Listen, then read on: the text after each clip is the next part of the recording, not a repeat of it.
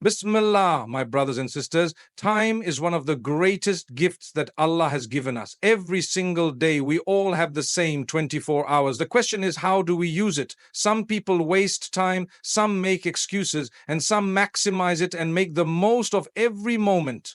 Today, I want to share with you 5 key ways to maximize your time, inshallah. Start your day with purpose. Bismillah, my brothers and sisters, let me tell you something. How you start your day sets the tone for the rest of it. Many of us wake up late, rush through our morning, and wonder why we feel so unproductive. The truth is, if we begin our day without purpose, without direction, we are already setting ourselves up for failure. The Prophet Muhammad taught us the power of the early morning. He made a special dua. Oh, Allah bless my ummah in the early morning hours. This means that the early part of the day is filled with barakah, blessings. But if we're sleeping through it, how can we expect to benefit from it? We must take advantage of this time. First things first, Fajr. My brothers and sisters, Fajr is not just a prayer. It is a mindset. It is discipline. It is a sign that you are truly making an effort for Allah. Some of us struggle to wake up, I know. The bed is comfortable, the alarm clock is annoying, and shaitan whispers just 5 more minutes. But let me tell you something. Those 5 minutes become 10, then 20, then suddenly you've missed Fajr. Now, imagine the opposite. You wake up, you make wudu, and you stand before Allah while the rest of the world is asleep. The peace, the connection, the blessings, you can't compare it to anything. And then, after Fajr, don't just go back to sleep immediately. Use that time wisely. Plan your day. Have a purpose. What do you want to achieve today? What goals have you set for yourself? Many people wake up and the first thing they do is check their phone. WhatsApp, Instagram, TikTok. Yalla. Before even saying Alhamdulillah, they are lost in notifications. My brothers and sisters, take a moment to thank Allah for giving you another day. Say Alhamdulillah, when you start your day with gratitude, with dua, with salah, your entire day will be different. You will feel more focused, more productive, and more at peace. And this is not just about spirituality. This is about life itself. Even successful people in this world, whether they are athletes, businessmen, or leaders, will tell you the importance of waking up early with a plan. They don't waste their mornings because they know that the morning sets the foundation for success. So, my beloved brothers and sisters, let us ask ourselves, how are we starting our day? Are we waking up with purpose, or are we just drifting through life because time is limited, and once it's gone, we can never get it back? Cut out time wasters. Bismillah, my brothers and sisters, let me ask you a simple question. Where is your time going? Many of us say, I don't have time, but if we actually look at how we spend our day, we will realize something shocking. We are wasting hours on things that bring us no benefit, neither in this world nor the next. One of the biggest tricks of shaitan is distraction. He doesn't always tell you, don't pray. No, he is clever. He simply keeps you so busy with useless things that by the time you realize it, Salah is gone, Quran is neglected, and your day is wasted. How? Social media, endless scrolling, watching video after video, gossip, arguments. These things eat up your time like termites eating wood. You don't even notice until it's too late. Now, I'm not saying social media is haram. No, it can be used for good. You can listen to beneficial reminders, stay connected with family, even do business. But my brothers and sisters, let's be honest. How often do we open our phone to check one thing and suddenly 30 minutes are gone? You went to reply to a message, but now you're watching cat videos. You opened an app, and now you're deep into people's lives, comparing yourself to others. Subhanallah.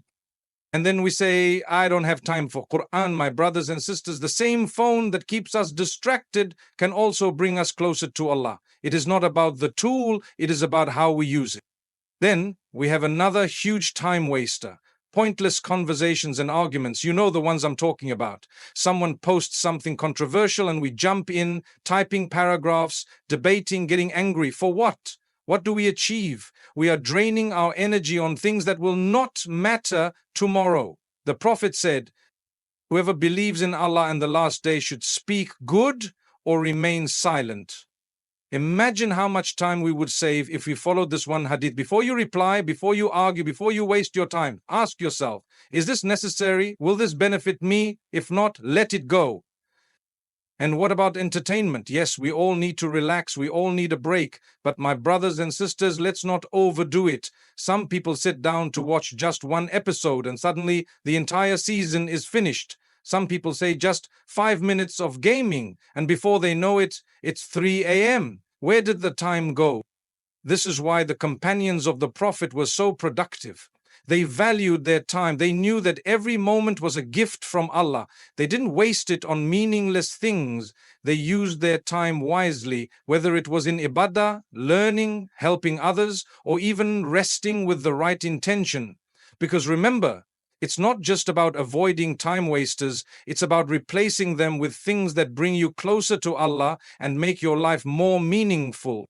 So, my beloved brothers and sisters, let us be honest with ourselves. What is stealing our time? What small habits are eating away at our productivity? Because once we recognize them, we can start making a change. Prioritize what truly matters. Bismillah, my brothers and sisters, let's be honest with ourselves. Are we truly giving importance to the things that matter most in life? Many of us get caught up in things that in the grand scheme of life mean very little. We chase after wealth, status, the approval of people, but when it comes to the things that actually bring us success in this world and the hereafter, we put them last. Imagine this. You have a jar, and you need to fill it with big rocks, small stones, and sand. If you start with the sand and the small stones, by the time you try to fit the big rocks, there's no space left. But if you place the big rocks first, then the smaller stones, then the sand, everything fits perfectly. This is how life works. If you put the most important things first, your faith, your family, your health, your character, everything else will fall into place. But if you fill your life with distractions and unnecessary things, there will be no space left for what truly matters. Now, let's ask ourselves, what are the big rocks in our life? First and foremost, our relationship with Allah. This is number one. My brothers and sisters, our purpose in life is to worship Allah, to obey Him, to seek His pleasure. But what happens? We say, I'll pray later, I'm busy. I'll start reading Quran tomorrow. I'll focus on my deen when I'm older. But who promised you tomorrow? Who promised you old age? The Prophet said, take advantage of 5 things before 5. Your youth before your old age, your health before your sickness, your wealth before your poverty, your free time before your busyness, and your life before your death. Subhanallah, we must put Allah first, always. Then, family. How often do we neglect our parents, our spouses, our children, thinking we are too busy? We spend hours working, chasing money, but when was the last time we sat with our parents just to talk? When was the last time we gave our children our full attention without being distracted by our phones? Many people regret after their loved ones are gone that they didn't spend enough time with them. But regret is too late, my brothers and sisters. Prioritize your family while you still can. And then our health. We chase wealth, but what is wealth without health? The Prophet said, your body has a right over you. How are we taking care of ourselves? Are we eating well, exercising, getting enough rest? Or are we abusing the body that Allah has blessed us with? A healthy body allows you to worship better, to work better, to serve your family better. But many of us only realize this when sickness comes knocking. Don't wait until it's too late. And what about our character? The Prophet was sent to perfect good character, yet today we prioritize arguments, pride and ego over kindness and humility. My brothers and sisters, how we treat people matters. The way we speak, the way we deal in business, the way we help others. These are the things that define us in the sight of Allah. So, my beloved brothers and sisters, let us reflect. What are we chasing? What are we putting first? Because if we do not prioritize what truly matters, we will one day look back and realize that we spent our lives on things that never really mattered at all. Use small moments wisely.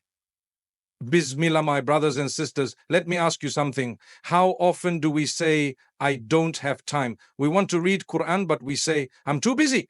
We want to learn more about Islam, but we say, I have no time. We want to improve ourselves, but we complain. There's too much going on. But the reality is we do have time. We just don't use it wisely. Let's be honest. How much time do we waste every day in small, meaningless moments? Waiting for the elevator, scrolling through our phones, standing in line, sitting in traffic, chatting about things that bring no benefit. If we add up these small, wasted moments, we will realize that we are losing hours every single day. Now, imagine if we used those moments wisely. The Prophet Muhammad taught us that even small actions, when done consistently, are beloved to Allah. He said, the most beloved deeds to Allah are those that are consistent, even if they are small.